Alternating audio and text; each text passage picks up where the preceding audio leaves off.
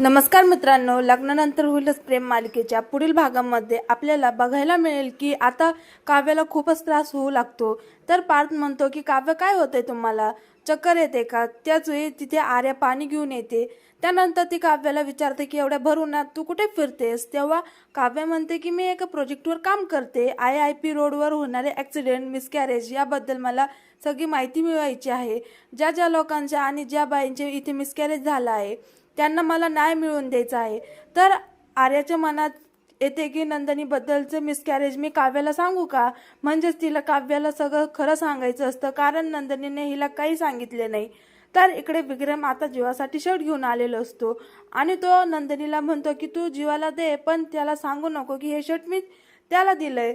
तर नंदिनी या मागचं कारण विचारते की तुम्ही स्वतःहून का देत नाही? तर त्यावेळेस बाबा काही बोलत नाही। तर नंदिनी जीवाला शर्ट देते, तेव्हा जीवा म्हणतो की खूप छान शर्ट आहे। तर विक्रम लांबच बघून खुश होतो। तर आता यांनी स्वतःहून जीवाला हे शर्ट का दिलं नाही हे पुढील भागामध्ये समजेल।